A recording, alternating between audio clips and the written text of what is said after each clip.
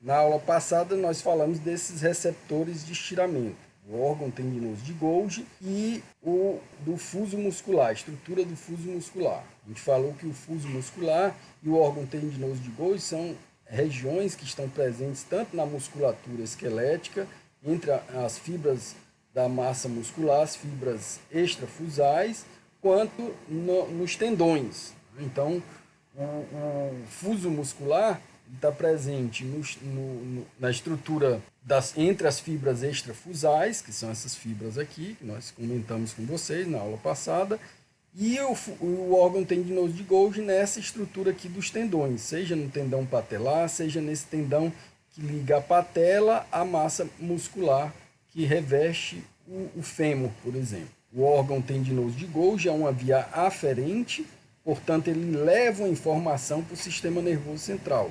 Essa informação que ele leva para o sistema nervoso central está relacionada ao grau de tensão da massa muscular.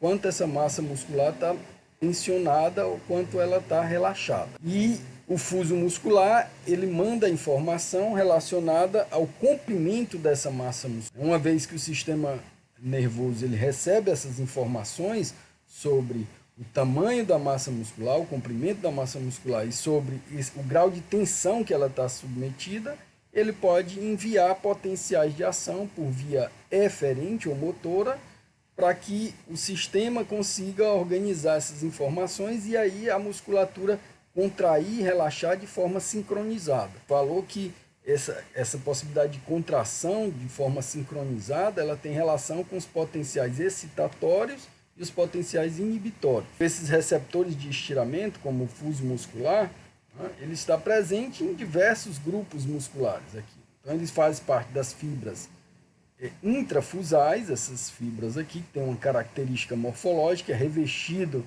por um axônio de um neurônio aferente, que leva informação até a medula espinhal. E o órgão tendinoso de Golgi está presente nas regiões tendinosas, nos tendões. Então, em várias regiões articulares, nós conseguimos localizar esses receptores de estiramento. Então, a função básica deles é mandar informação para o sistema nervoso central. Então, a informação que o fuso muscular manda é sobre o comprimento da massa muscular. Quanto essa massa muscular é mais comprida ou mais curta do que essa. E o órgão tendinoso de Golgi informa ao sistema nervoso o grau de tensão dessas massas musculares aqui. Quanto essa massa muscular está tensionada, quanto essa está relaxada, ou vice-versa. A partir do momento que o sistema nervoso tem essas informações sobre o comprimento da massa e sobre o grau de tensão que essa massa está sendo submetida, aí ele pode enviar os potenciais de ação para que ele possa modular essa contração da musculatura, dos grupos musculares. Então, mais uma vez, essas estruturas do órgão tendinoso de Golgi e do órgão tendinoso de Golgi, no caso aqui, e do fuso muscular. Essa é a função do sistema nervoso, né? Dos neurônios aferentes, dos neurônios eferentes. Os aferentes, eles mandam informação para o sistema nervoso central. Neste caso aqui, eu dei o exemplo da temperatura, um outro neurônio aferente. Aqui, a gente também tem um neurônio aferente, em verde. Ó. Esse neurônio aferente aqui, se ele é aferente, ele também pode ser chamado de sensitivo, porque ele manda informações sensitivas, né, de sensações, por exemplo, sensação térmica é uma sensação sensitiva. Então, ela é captada por um neurônio aferente, por um receptor primário, um receptor secundário, como a gente viu na figura anterior, que eu acabei de mostrar para vocês, e manda uma informação para o sistema nervoso central. Nesse caso aqui específico, a gente está falando do controle da musculatura. Eu dei o exemplo da temperatura, que também pode ter relação com o controle da temperatura corporal. Né? A atividade muscular também ajuda a controlar a temperatura corporal.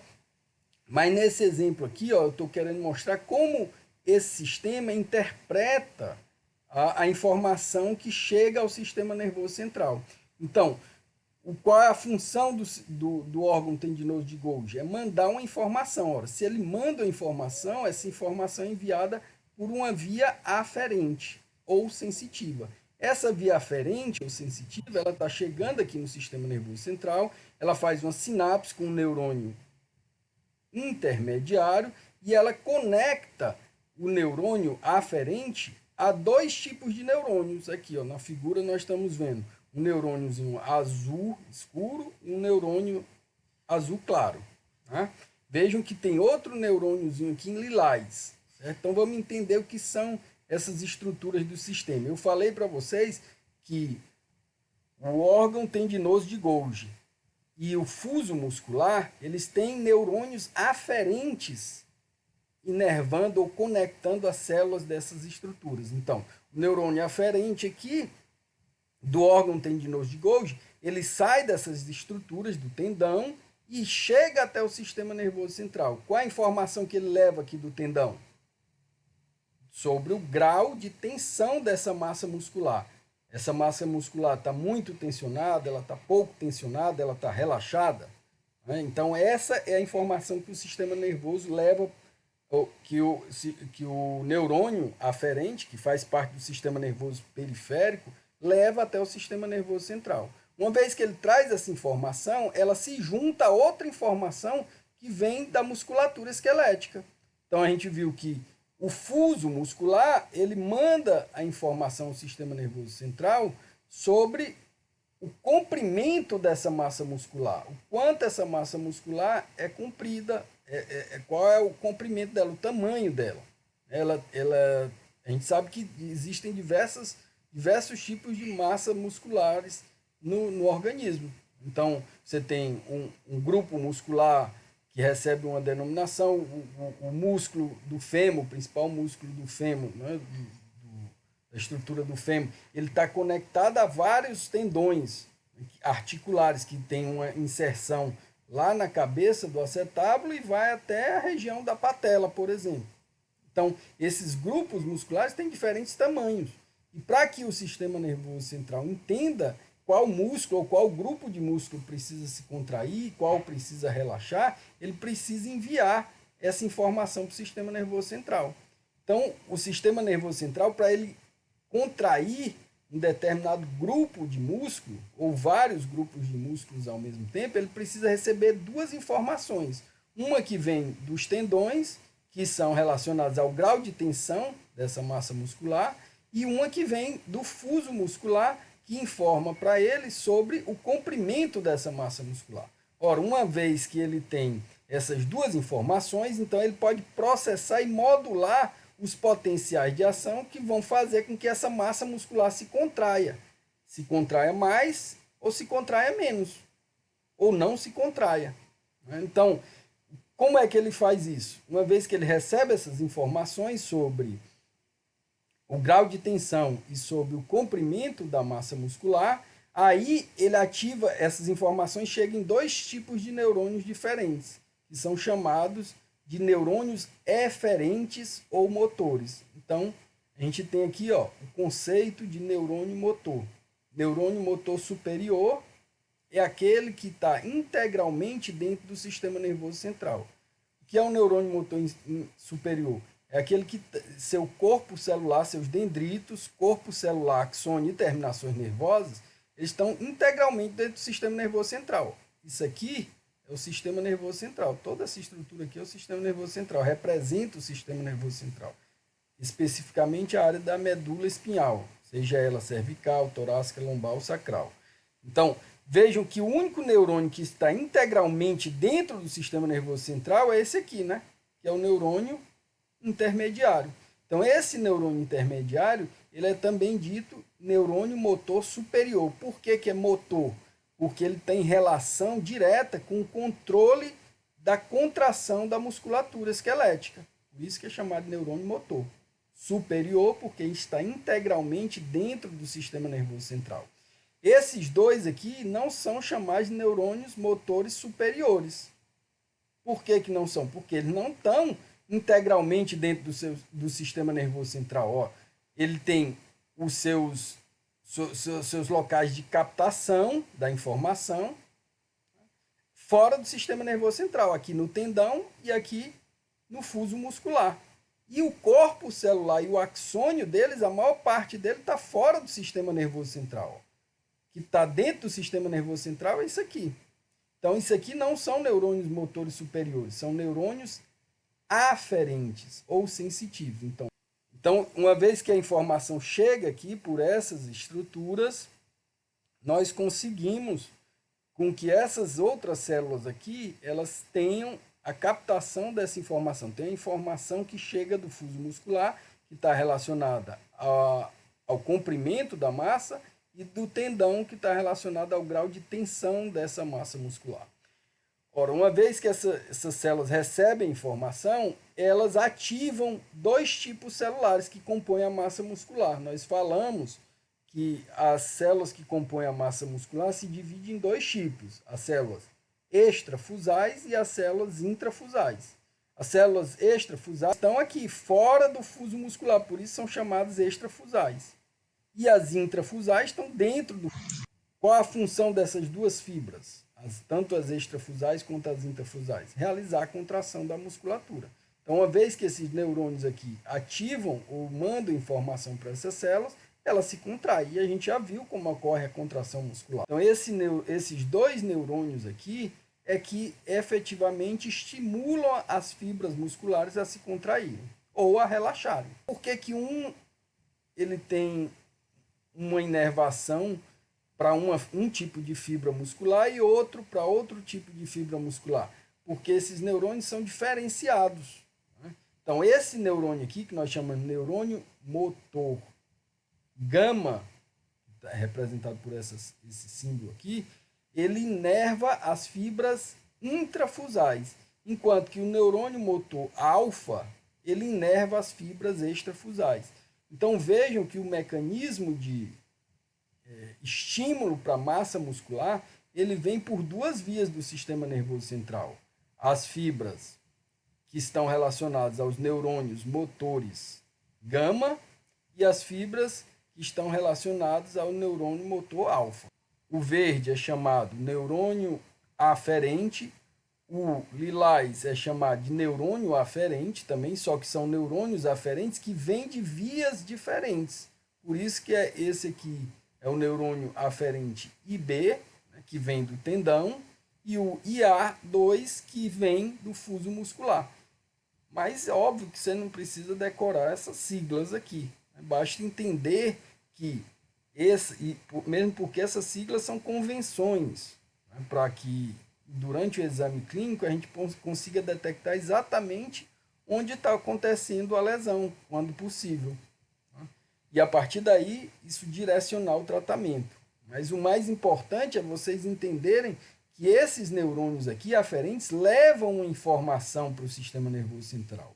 Esse aqui, verdinho, leva a informação sobre o grau de tensão dessa massa muscular aqui. E esse aqui manda a informação sobre o grau ou comprimento dessa massa muscular.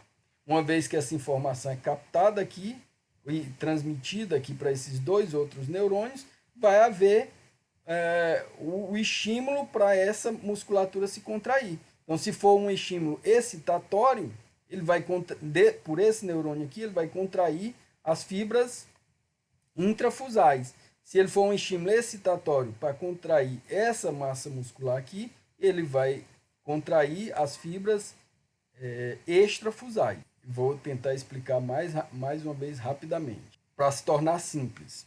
Né? O sistema nervoso ele precisa ter informação. Certo? Ele precisa ter informação para quê? Para que ele possa contrair adequadamente ou relaxar adequadamente determinado grupo muscular.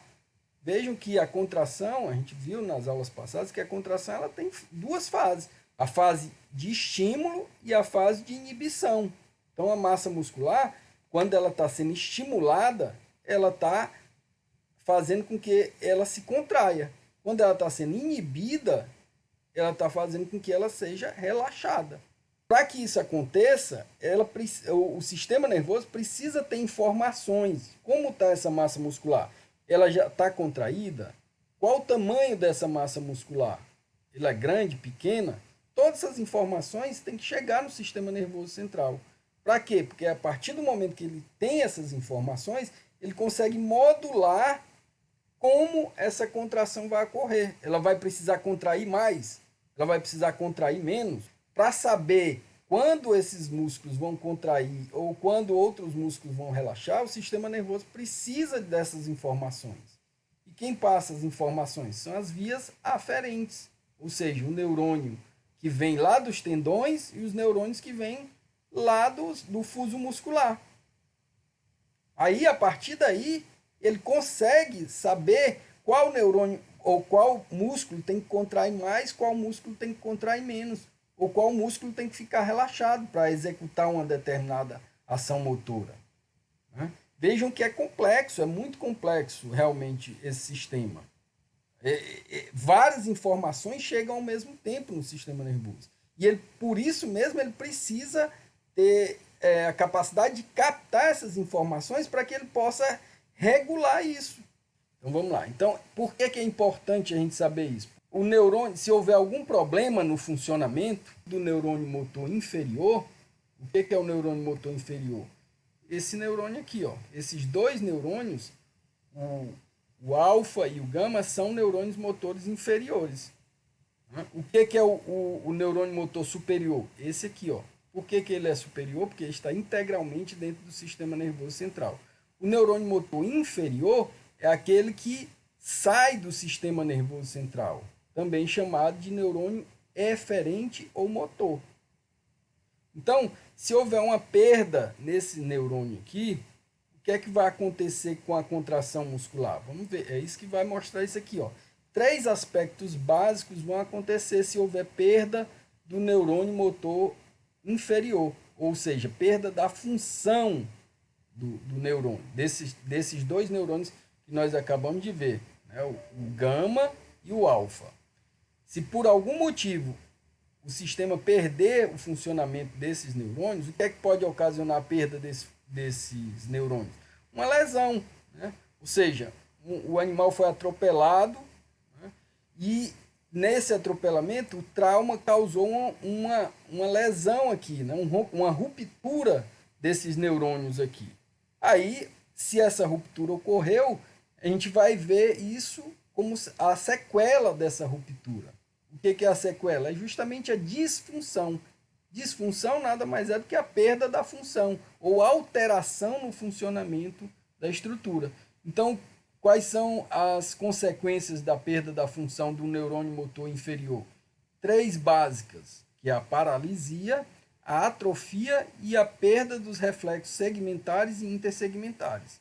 Então vejam que o que é a paralisia? Vamos falar de cada aspecto desse. O que é a atrofia? E o que é a perda dos reflexos segmentares e intersegmentares? Então, quando há uma perda do neurônio motor inferior, observa-se no animal justamente essas 3 situações, ou com graus mais alterados dela, dependendo do grau da lesão. Se for uma lesão leve, essas disfunções elas podem ser pouco perceptíveis. Agora, se for uma lesão intensa, essas perdas de funções vão ser altamente detectáveis. E o exame neurológico é que serve para isso. Então, vamos falar de cada uma delas. Né? A paralisia, que é a ausência da contração muscular. Então, paralisia significa dizer que o músculo ele para de contrair. Então, a paralisia é causada por uma perda na contração, ausência total ou parcial dessa contração. O que é que vai fazer com que a ausência seja total ou parcial? É justamente a capacidade desses potenciais de ação chegarem na musculatura ou em determinado grupo muscular. Então, se a gente tem a perda do neurônio motor inferior, que são esses dois, né, o gama e o alfa, se esse potencial de ação não chega nessas fibras, como elas vão se contrair? Elas não vão se contrair, né, ou vão chegar de forma muito limitada e a contração vai ficar prejudicada, o que ocasiona uma disfunção chamada de paralisia. Então, quando isso aqui acontece, ó, o sarcômero, que é a unidade funcional, que nós já comentamos nas aulas passadas, ele não é estimulado, então não há contração. A gente viu que a contração leva ao encurtamento do sarcômero, que é aquela estrutura da fibra muscular. Então, se não tem estímulo, o músculo não contrai. Então, esse é o primeiro sinal de uma perda da função do neurônio motor inferior. A segunda, que é consequência dessa paralisia, é a atrofia. O que é a atrofia? É a diminuição ou perda da massa muscular. Na verdade, o que acontece na maioria das vezes não é perda de massa muscular. A massa muscular ela não se perde, mas ela diminui o seu tamanho. Então vejam aqui, ó, se esse grupo muscular ele não está sendo utilizado, por que ele não está sendo utilizado? Porque os potenciais de ação que são direcionados a eles não estão chegando. Se não está chegando estímulo, essa massa muscular não se contrai. Se ela não se contrai, ela se mantém paralisada. E a paralisia leva uma diminuição da massa muscular. Então, reduz-se o tamanho das fibras musculares. Então, um cãozinho, por exemplo, que foi atropelado e que sofreu uma lesão que afetou o neurônio motor inferior, ele perde parcialmente ou completamente a capacidade de ativar determinados grupos musculares. Consequentemente, a patinha dele fica atrofiada, a pata do membro anterior, pode afetar os 2 membros, pode afetar os 4 membros, aí depende do grau e do local da lesão. Eu falei para vocês que outra característica, né, da perda do neurônio motor inferior é a disfunção chamada de perda de reflexos segmentares e intersegmentares. Para isso é preciso a gente ter entendido previamente, a gente falou na aula passada, sobre o que é um reflexo segmentar e o que é um reflexo intersegmentar. Espero que vocês lembrem. O que é um reflexo segmentar? É aquele que passa por apenas um segmento do sistema nervoso central. E normalmente eles são chamados de reflexos nocioceptivos. São chamados reflexos que causam dor, por exemplo, ou sensações térmicas, ou sensações mecânicas, né, que são captadas por aqueles receptores que nós acabamos de falar, os receptores primários. Então, um exemplo aqui, ó, de um reflexo segmentar. O indivíduo coloca o dedo sobre uma superfície quente, que é representado pela vela, automaticamente ele retira esse membro, né, quando ele detecta o aumento da temperatura. Por que ele faz esse reflexo? Né? Ele faz porque aqui tem receptores de temperatura que mandam informação por uma via aferente, aqui ó, a via aferente representada pela estruturazinha em vermelho, a setinha aqui, ó. Esse neurônio aferente chega no sistema nervoso central, o sistema nervoso central capta essa informação. Qual a informação que essa via aferente está levando? A informação de temperatura, a chama aqui.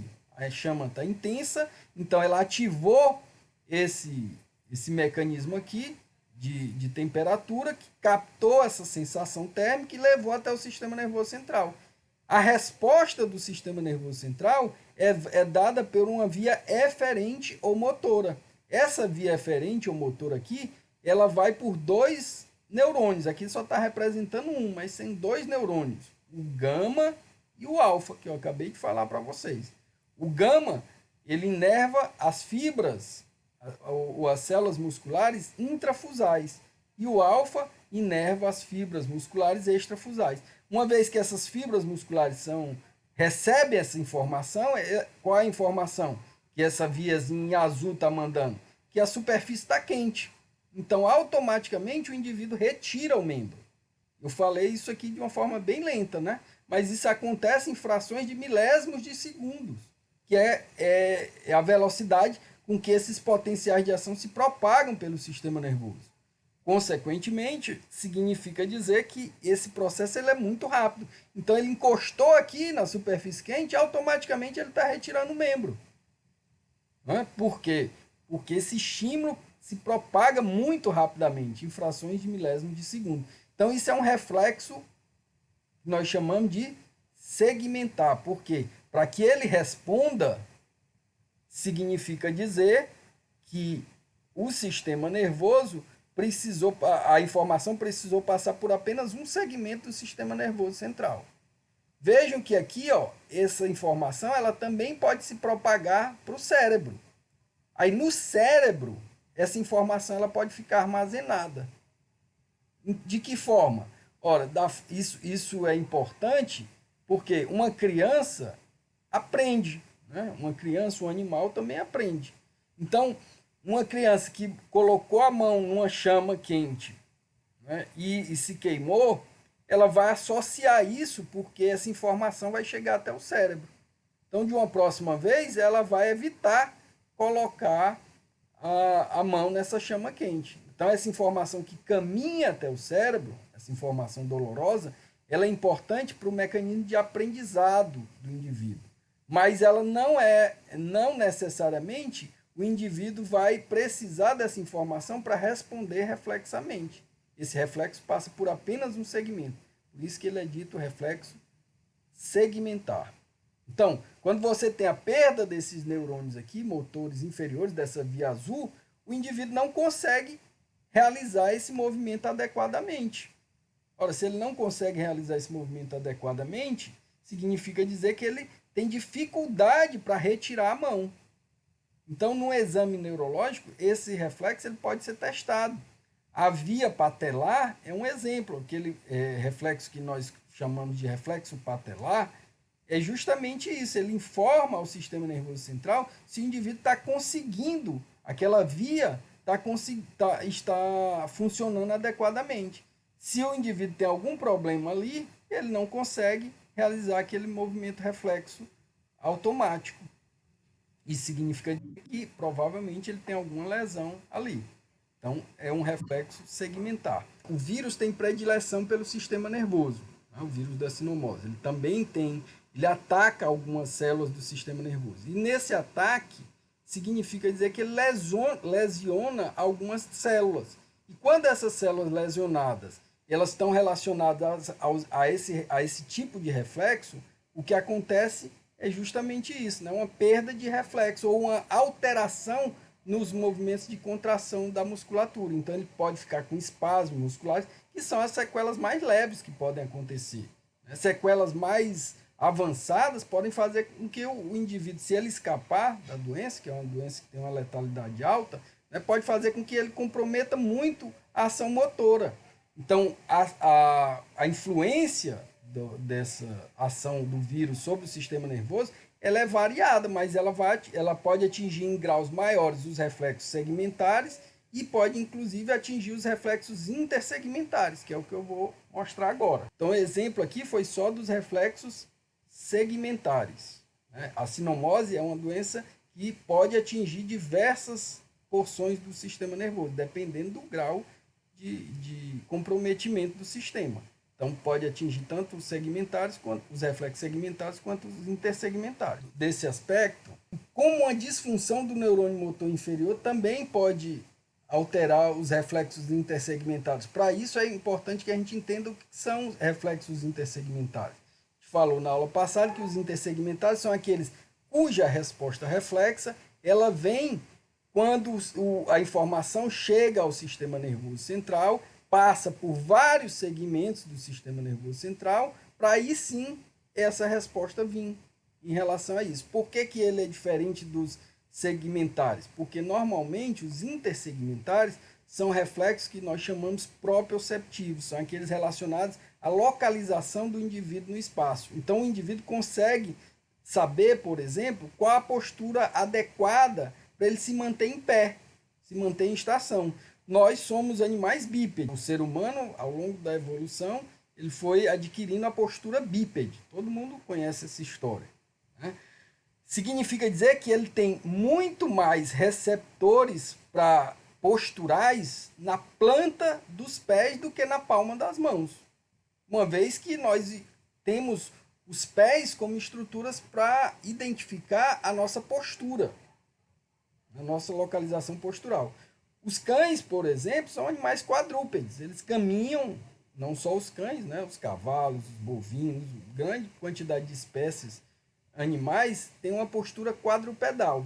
Significa dizer que, se eles são quadrúpedes, eles têm esses receptores de postura, de localização da postura, tanto nos membros torácicos quanto nos membros pélvicos. Se você alterar a postura do pé ou da mão desse indivíduo, ele vai, se ele não tiver nenhuma lesão no neurônio motor inferior, ele vai saber automaticamente corrigir o posicionamento do membro.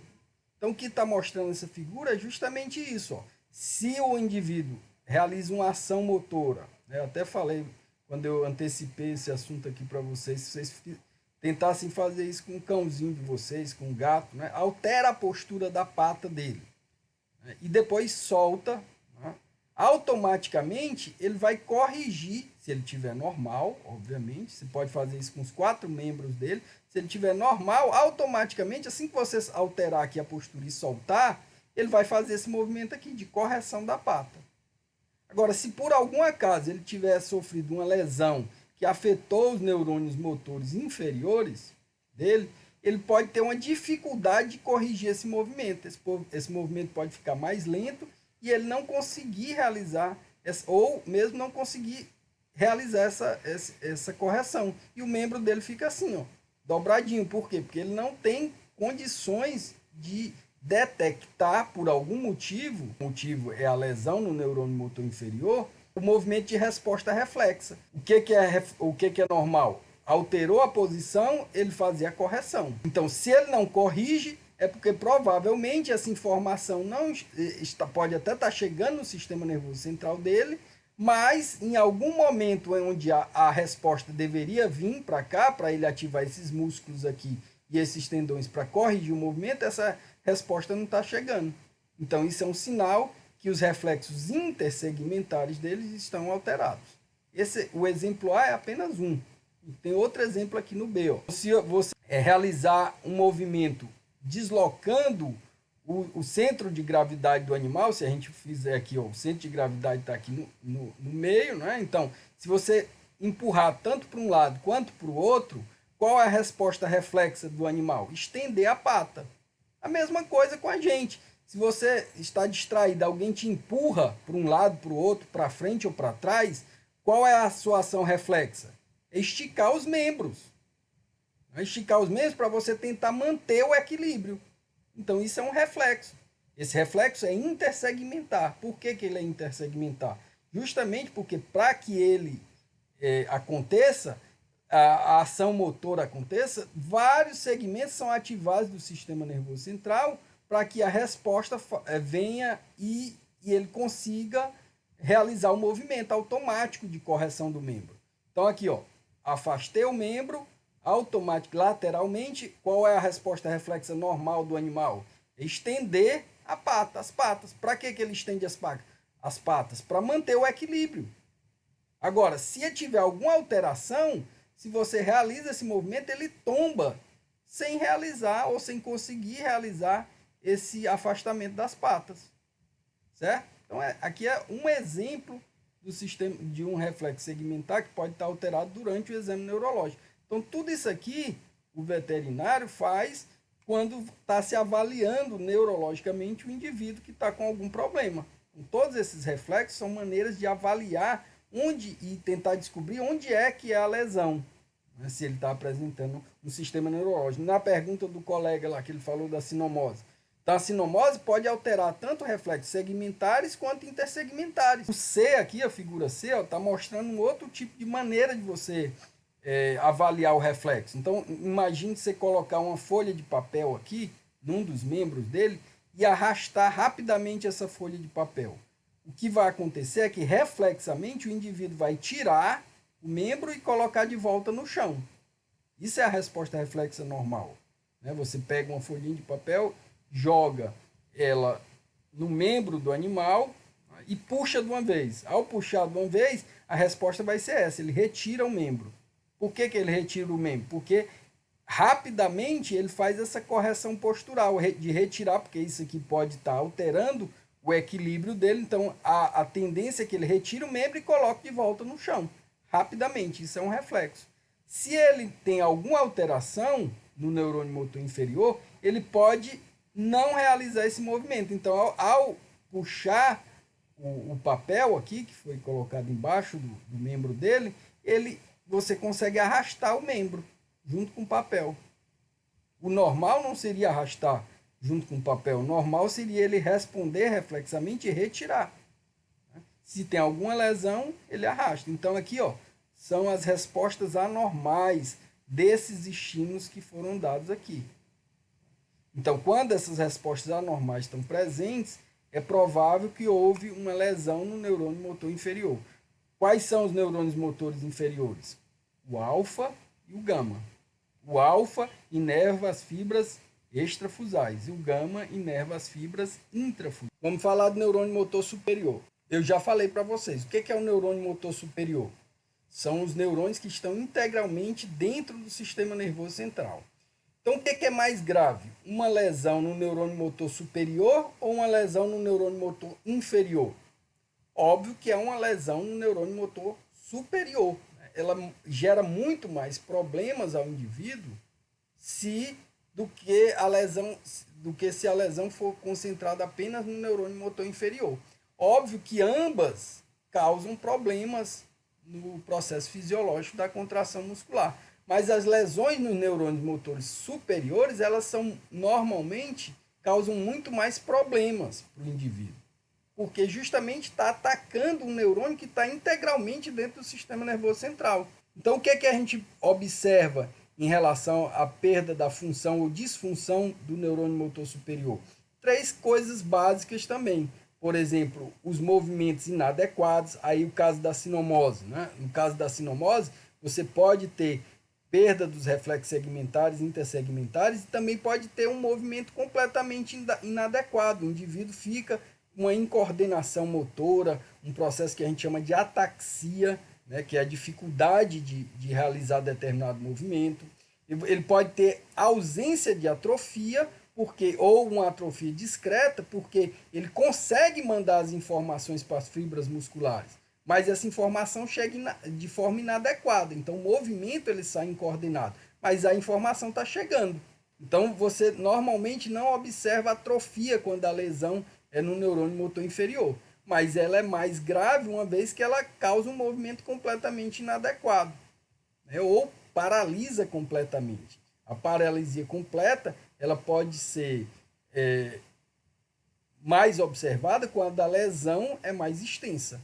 Então, existem lesões que podem comprometer tanto o neurônio motor superior quanto o neurônio motor inferior. E as lesões no neurônio motor superior elas são muito mais graves. Elas causam sequelas que muitas vezes são irreversíveis, né? O indivíduo tem que conviver para o resto da vida com aquilo. Óbvio que essas sequelas, com o passar do tempo, elas podem diminuir, porque o indivíduo vai fazendo a fisioterapia, vai fazendo o treinamento. Então, o sistema nervoso, ele é um sistema muito complexo, ele tem difícil regeneração, as células não se regeneram adequadamente, mas ele consegue, com o passar do tempo, criar outras vias para que o movimento retorne.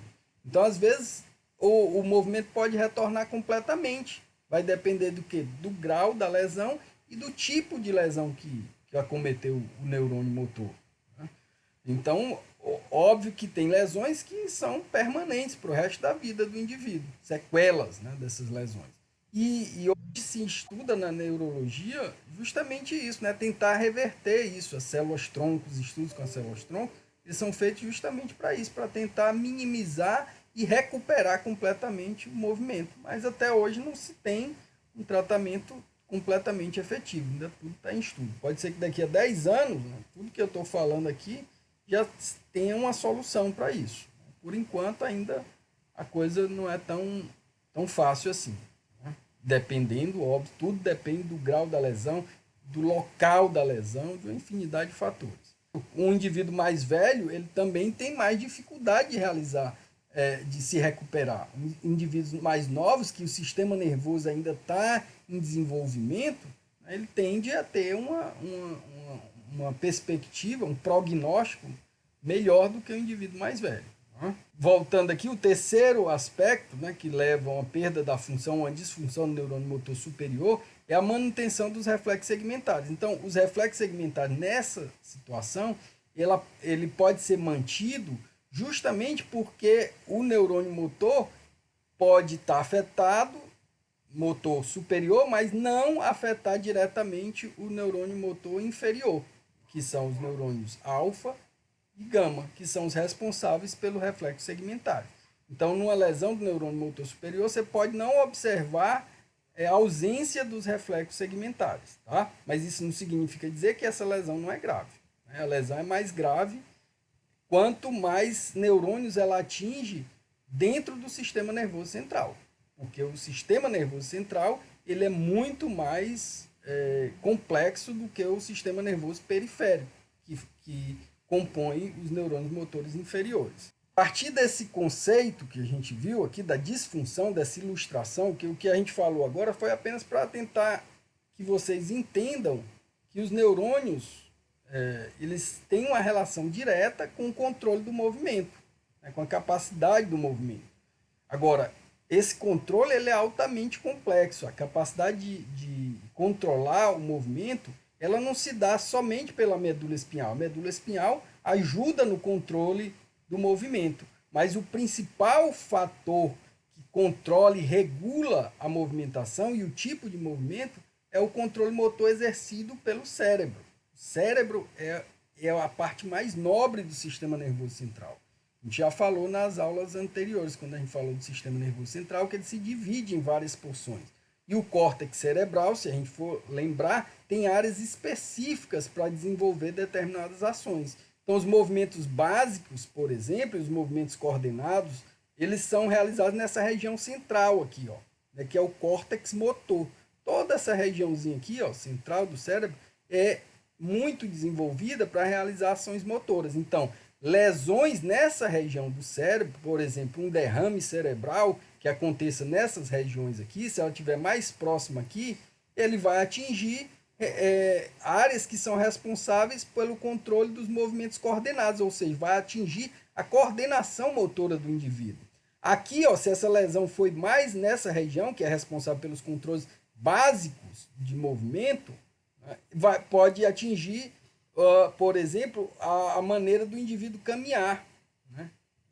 Que é um movimento básico. Caminhar é um movimento básico. Aqui, ó, essa ação motor, esse local aqui é responsável por captar o tato, as sensações de tato, né? De temperatura, de pressão. Então, é essa área do cérebro aqui. Então, o córtex motor, ele está localizado principalmente nessa região aqui, que são responsáveis pelos movimentos coordenados, movimentos básicos, e pelas sensações do tato. Outras áreas cerebrais, assim branco aqui, a gente viu, que é responsável pela associação, pelos movimentos do córtex, que são chamados córtex associativo. A fala, ó, tem uma região mais específica aqui, que está bem próxima desses movimentos coordenados. Então, o movimento coordenado e especificamente a fala tem essa área do cérebro aqui, que está responsável. O controle do comportamento e da emoção está no córtex frontal, essa região frontal. O córtex visual e de associação estão nessas regiões mais caudais do sistema nervoso central. Aqui o cerebelo, né, e aqui é outra estrutura, que também faz parte de um controle motor importante. Então, dentre essas vias que a gente fala do córtex motor, do controle motor pelo cérebro, existem 3 sistemas que a gente precisa entender. São os sistemas que são responsáveis por essas vias de controle do movimento. Então, o primeiro sistema é o que a gente chama de piramidal, o segundo sistema é o chamado extrapiramidal e o terceiro sistema é o sistema cerebelar. Então, esses 3 sistemas aqui, eles são fundamentais para controlar a motricidade ou a capacidade motora do indivíduo. Então, não entenda a ação motora simplesmente como quando o indivíduo está correndo ou quando o indivíduo está andando. Quando o indivíduo está parado, ele também está realizando uma ação motora. O que é que prova que o indivíduo parado está realizando uma ação motora? É a capacidade dele se manter em pé. Então, se o indivíduo está em pé parado, ele está realizando uma ação motora. Porque os músculos antigravitacionais estão contraídos para que ele se mantenha em pé. Se ele não tivesse essa capacidade de manter esses músculos antigravitacionais em contração, ele não se manteria em pé. É o caso dos indivíduos que têm lesões nesses sistemas. Eles perdem a capacidade de manter o que a gente chama de tônus muscular. Ou seja, ele perde a capacidade de manter a contração muscular sem necessariamente estar realizando um movimento. Isso faz com que ele não consiga se manter em pé. né? Isso acontece quando você tem lesões nesses sistemas aqui, no piramidal, extrapiramidal e no cerebelo. Então vamos estudar cada um deles, tentar entender cada um deles. Começando pelo sistema piramidal. O que é que realiza o sistema piramidal? Então, esse sistema ele é responsável pelos movimentos que nós chamamos voluntários mais refinados, né? O que é que são movimentos voluntários mais refinados? Por exemplo, a fala. A fala é um movimento refinado, muito importante para os mamíferos, no caso, os primatas humanos. Agora, significa dizer que o cão e o gato não têm um sistema piramidal? Não, cão e gato têm um sistema piramidal, o cavalo tem um sistema piramidal, o bovino tem um sistema piramidal. Os mamíferos têm as mesmas estruturas do sistema nervoso. Acontece que alguns desses indivíduos, esse sistema ao longo da evolução foi se aprimorando e foi se desenvolvendo com muito mais especificidade. Então a fala no ser humano ela foi se desenvolvendo ao longo do processo evolutivo e fez com que determinadas regiões que compunham o sistema piramidal fossem muito mais bem desenvolvidas. Por isso que esses indivíduos da nossa espécie conseguem desenvolver a fala. Então, esse sistema é responsável pelos movimentos mais refinados do organismo, pelo controle motor mais refinado. Um exemplo é a fala. Um outro exemplo de um controle motor refinado, a escrita, tá? A escrita é um movimento refinado. Trocar um determinado instrumento é um movimento refinado. Então, áreas do sistema nervoso central que são responsáveis por esses movimentos voluntários e mais refinados, eles são organizados num sistema que é chamado piramidal. Ele foi batizado com esse nome, piramidal, porque os axônios dos neurônios responsáveis por compor esse sistema, eles passam por regiões onde em cortes histológicos a gente vê uma estrutura parecida com pirâmides. Então, quando esses axônios passam pelo interior dessas pirâmides, eles compõem o sistema piramidal. E aí tem 3 tratos principais que compõem esse sistema piramidal. O que são os tratos? Primeiro, é importante a gente conceituar. Trato é um conjunto de neurônios que está dentro do sistema nervoso central. Então, os neurônios que estão integralmente dentro do sistema nervoso central, a gente já viu que eles recebem o nome de neurônios superiores, neurônios motores superiores. Então, quando eles se organizam em conjuntos de neurônios, né, cujo corpo celular, o axônio, os dendritos e as terminações nervosas estão dentro do sistema nervoso central, eles se compõem do que a gente chama de tratos. E esses tratos têm uma origem e uma projeção. A origem significa dizer o local do sistema nervoso onde ele se inicia, onde ele tem os seus dendritos e o seu corpo celular.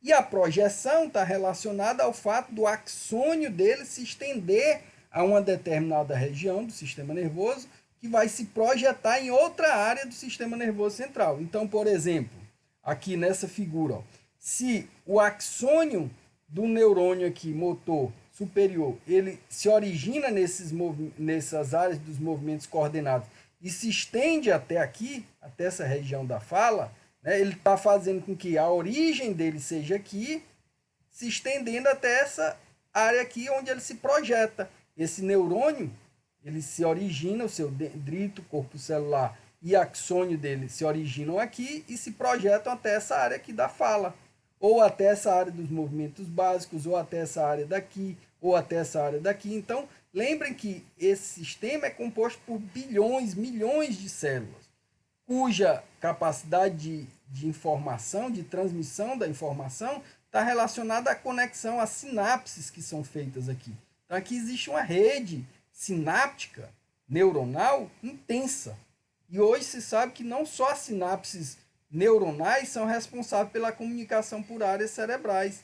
Sabe também que áreas como células, como os oligodendrócitos, também são responsáveis pela comunicação. Células da glia também são responsáveis pela comunicação. Então vejam que isso aqui é muito complexo. O sistema de comunicação é muito complexo, não existe só uma via. Mas quando a gente fala dos neurônios, a gente está falando que eles têm uma origem e um local de projeção. Então, o nome deles, desses tratos, ele está relacionado ao local de origem e ao local de projeção. Então, o trato córtico espinhal significa dizer o quê? Que ele se origina na parte do córtex cerebral, a gente viu que o cérebro, ou o sistema nervoso central, ele é dividido em duas porções, a porção cortical e a porção medular. A porção cortical é a porção mais externa, né? A porção cortical, por exemplo, o limite da porção cortical é delimitado por uma membrana da meninge, direto com a pia mater. Depois a gente tem a aracnoide e depois a dura mater, né? Entre a pia mater e a aracnoide a gente tem um espaço que é chamado espaço subaracnoide. A região cortical, é essa região mais superior do sistema nervoso central, mais externa do sistema nervoso central. A porção mais medular é a porção mais interna, no córtex cerebral, e a projeção na medula espinhal. Por isso esse trato é chamado trato córtico-espinhal. Qual a função desse trato? Está escrito aqui, ó. Estimula os neurônios motores inferiores da medula espinhal. Quem são os neurônios motores inferiores da medula espinhal? Eu acabei de falar no início da aula. Gama são os neurônios motores inferiores da medula espinhal. Então, se o trato córtico-espinhal ele tem origem no córtex cerebral e se projeta na medula espinhal, significa dizer que ele é uma região responsável pelos movimentos voluntários mais refinados que controlam as ações motoras que partem da medula espinhal. Na verdade, o potencial de ação se origina no córtex e se prolonga até a medula espinhal, para daí, da medula espinhal, ele ir para o órgão-alvo. Qual é o órgão-alvo? É a musculatura esquelética. Então, quando o indivíduo está falando, ele está mandando informações do córtex, são criadas lá no córtex. Por exemplo, eu estou falando para vocês agora. Então, o que é que está acontecendo para que o som seja emitido pela minha voz? Eu estou formulando ideias no córtex cerebral, mandando essas ideias pelos meus corpos celular, axônio, até a minha medula espinhal. Na porção da medula espinhal, esses neurônios que partem daqui são motores inferiores e eles vão inervar a musculatura da laringe, da faringe, da traqueia, dos lábios, da língua, de todos esses órgãos, para que eu consiga realizar uma contração coordenada e eu possa emitir o som que eu estou fazendo aqui. Os movimentos como a fala são controlados pelo trato, principalmente pelo trato córtico-espinhal. O trato córtico-bulbar ele tem esse nome porque ele se origina no córtex cerebral e vai até a região do bulbo. Ele é responsável por movimento, por controlar os movimentos respiratórios. Então, no mesmo momento que eu estou falando, eu também estou respirando. Ora, como é que eu consigo fazer isso? Porque potenciais de ação partem do córtex cerebral, vão para a região do bulbo, e do bulbo, região do bulbo, que é um dos locais de controle da respiração, eles vão por neurônios motores inferiores até o tronco cerebral, e do tronco cerebral eles partem para as musculaturas do pulmão, para a musculatura que está presente nos músculos intercostais, para que eu realize os movimentos de inspiração e expiração ao mesmo tempo que eu estou falando. Ele é um movimento que se origina no córtex cerebral e se propaga por outras regiões. Por exemplo, se eu quiser parar de respirar momentaneamente, eu consigo. Basta eu mandar uma informação para esses músculos para que eu consiga parar de respirar. Forçar a parada na respiração. Eu consigo, é um movimento voluntário. Só que chega um limite em que automaticamente, reflexamente, o meu organismo manda eu voltar a respirar. E o trato córtico pontino cerebelar, por que ele tem esse nome? Ora, ele tem esse nome, o trato córtico pontino cerebelar, porque ele tem origem no córtex, vai até a ponte, que é uma região do sistema nervoso central, por isso que é importante a gente entender todas aquelas regiões anatômicas básicas do sistema nervoso central, que é a ponte, né? Ponte, bulbo, mesencéfalo, diencéfalo, até o cerebelo.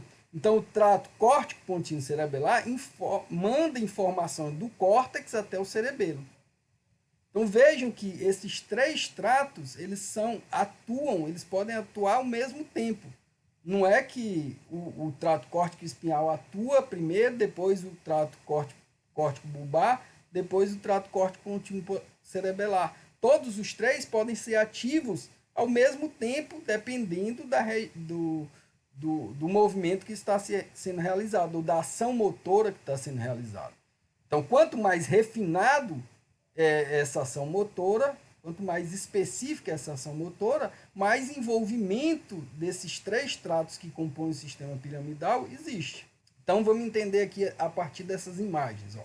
No azul aqui, para que esses tratos funcionem adequadamente, como tudo no sistema nervoso central, precisa haver informações do sistema nervoso central. Informações de entrada para que a informação de saída, que é a resposta, seja adequada. Então, essas vias em azul representam as informações aferentes que chegam para estimular o sistema. No caso aqui, o sistema piramidal. Aqui, a gente está mostrando as respostas em relação a essa ação reflexa ou essa ação envolvendo o sistema piramidal. Então, ó, imagine uma informação chegando aqui na medula espinhal, ela tem que passar por vários segmentos do sistema nervoso central até chegar a uma determinada região do córtex. Na região do córtex, a gente tem neurônios que se originam aqui, ó. Por exemplo, os neurônios que compõem o trato córtico-espinhal. São esses vermelhinhos aqui, ó. Todos esses vermelhinhos que vão do córtex até a região da medula espinhal. Vejam que esses tratos aqui, eles fazem um cruzamento contralateral. Ou seja, se eu dividir aqui essas estruturas no lado esquerdo, de quem está vendo de frente aqui para a tela, né? No lado esquerdo, esse lado aqui. Né? E o lado direito é esse lado aqui. Né? Se eu estou vendo no sentido contrário, né? Como se eu estivesse olhando para a tela, né? da imagem para a tela, aqui seria o lado direito e aqui seria o lado esquerdo. Então, vamos adotar esse aqui como sendo o lado esquerdo e esse aqui sendo o lado direito, né? Se a gente está vendo de frente. Dá para entender isso, né?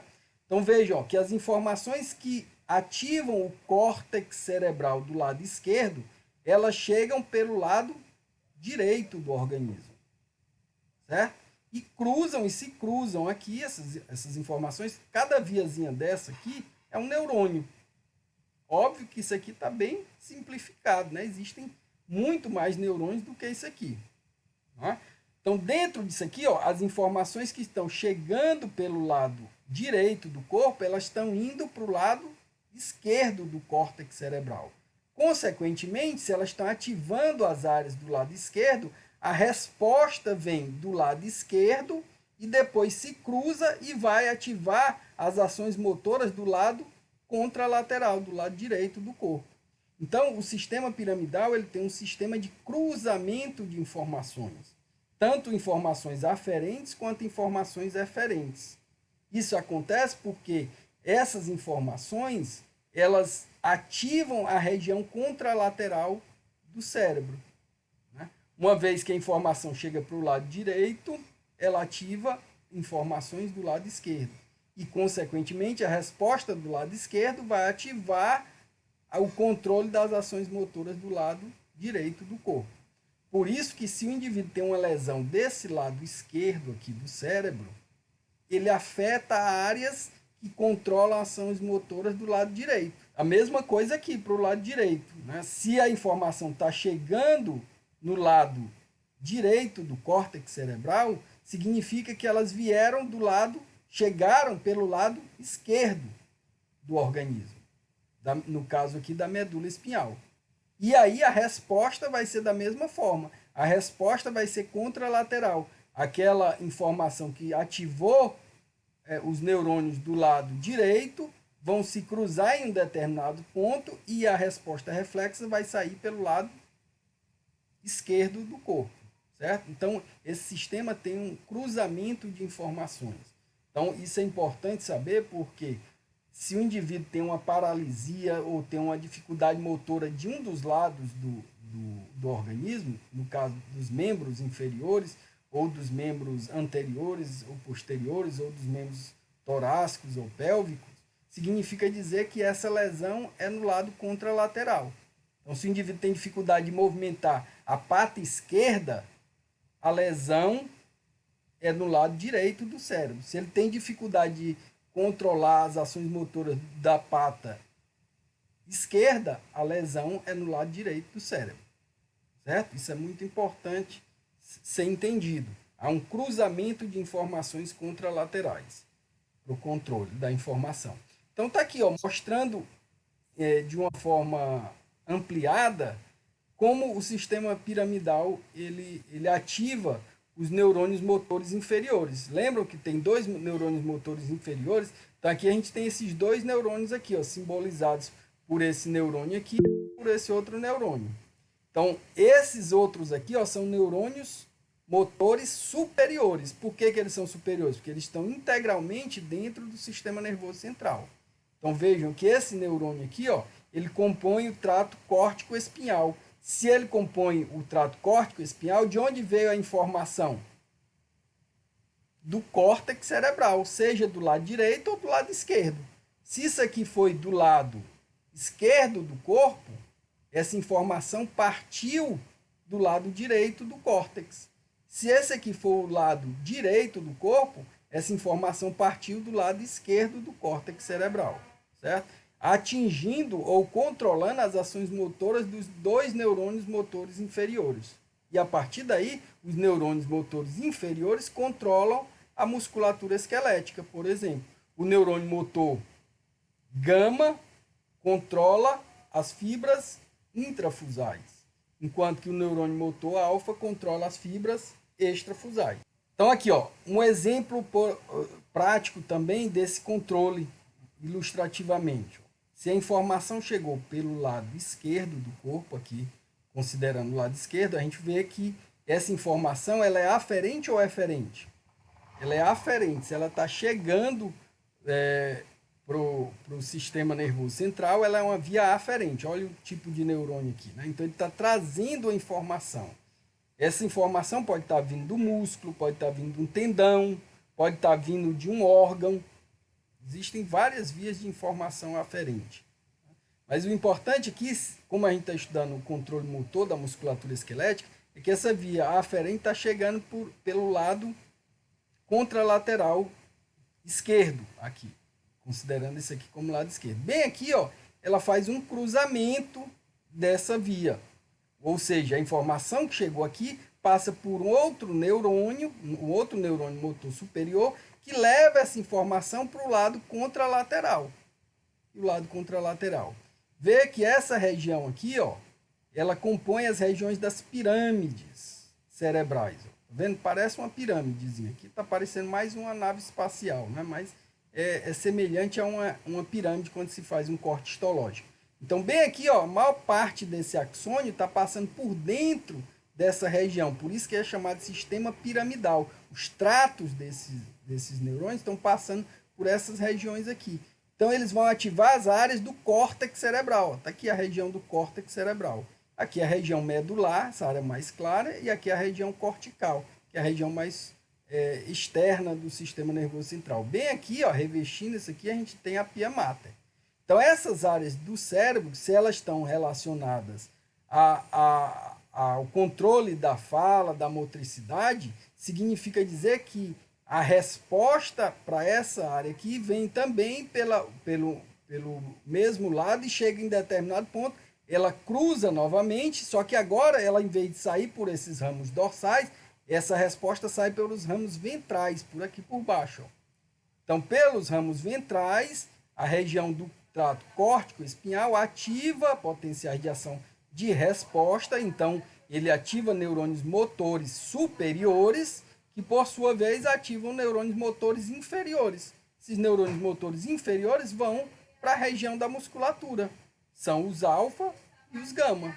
Então, nas regiões da musculatura, ele vai fazer com que esses músculos se contraiam para o movimento ocorrer adequadamente. Certo? Então, esse é o exemplo, um exemplo ilustrativo do controle do trato córtico-espinhal. Então, as informações precisam chegar para a resposta ser enviada mais adequadamente. Ou essa informação pode partir diretamente daqui, sem necessariamente haver um estímulo, uma vez que o córtex tem a capacidade de criar o seu próprio estímulo. O exemplo disso é o pensamento. Quando o indivíduo pensa em alguma coisa e ele realiza esse movimento, né, ele partiu daqui sem necessariamente ter um estímulo, né? O estímulo foi criado aqui, no córtex cerebral. Então, o exemplo é isso, né? A partir do momento que o indivíduo está mandando informação para determinados músculos, determinados grupos musculares que partem daqui, ele está criando um potencial de ação no córtex e enviando para os músculos de controle voluntário, que compõem o trato córtico espinhal, o trato córtico contínuo cerebelar ou o trato córtico bulbar. Deu para entender isso? São os principais tratos que compõem o sistema piramidal. Então, ó, só para ilustrar essa capacidade aí motora desses indivíduos, a gente tem que a evolução filogenética fez com que os primatas desenvolvessem determinadas áreas de controle motor com muito mais habilidade. O exemplo que eu dei para vocês da fala é esse, né? Então, os músculos aqui que envolvem a fala, né, os músculos da face, né, dos músculos mastigatórios, dos lábios, da língua, da laringe, da faringe, da traqueia, né, todos esses músculos esqueléticos que compõem essas regiões são muito bem nervados por neurônios que compõem o trato córtico espinhal, responsável por esses movimentos voluntários, ou seja, que representam o sistema piramidal. Não só essas regiões aqui da fala, mas também das mãos, né? Ó, aqui, nos primatas, as mãos estão aumentadas aqui de tamanho justamente para mostrar que os indivíduos têm uma grande habilidade motora com os dedos.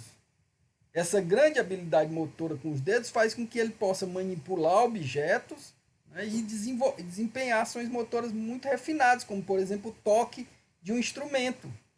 O toque de um violão, o toque da sanfona, o toque de qualquer instrumento exige um controle motor muito refinado, realizado pelas mãos, pelos dedos. Então, isso foi desenvolvido dentro da evolução filogenética nos primatas. Por isso que esses indivíduos têm essas regiões muito bem desenvolvidas no que se relaciona ao controle motor. Então, o que ocasiona se você tem lesões no sistema piramidal? As lesões, quando ocorrem no sistema piramidal, causam duas coisas principais, que são a fraqueza contralateral ou a perda contralateral. O que é a fraqueza contralateral? É aquele exemplo que eu dei para vocês, que se a lesão ocorreu no lado esquerdo do córtex, atinge as ações motoras do lado direito. Se a lesão ocorreu no lado direito, atinge as ações motoras do lado esquerdo. Então, isso é que a gente chama de fraqueza contralateral ou alteração na motricidade contralateral. O controle é feito por aferentes do córtex cerebral. Perda da propriocepção. Eu já conceituei esse termo para vocês, né? Propriocepção. O que é a propriocepção? É a capacidade que o indivíduo tem de se localizar no espaço. Então, o indivíduo que tem uma lesão no sistema piramidal, ele tem dificuldade de realizar os movimentos de correção da postura, por exemplo. Então, aqueles reflexos proprioceptivos que eu falei para vocês no começo da aula, né, o A, o B e o C, que tinha aquela ilustração do cãozinho alterando o posicionamento da pata, é a capacidade de propriocepção dele. Então, ele saber que o membro dele está numa posição inadequada e corrigir, significa dizer que ele está com um reflexo adequado. Quando tem uma lesão no sistema piramidal, ele tem dificuldade de realizar essa correção. Consequentemente, ele perde a capacidade proprioceptiva, ou se altera a capacidade proprioceptiva. E aí ele não consegue realizar algumas ações de correção de postura. Então, ele tem movimentos inadequados, né? O caso da sinomose, que o nosso colega perguntou aí dependendo o vírus atinge essas regiões do sistema piramidal, ele pode ocasionar uma perda da propriocepção. O indivíduo realizar movimentos de forma inadequada, como sequela dessa ação, por lesão no sistema piramidal. Certo?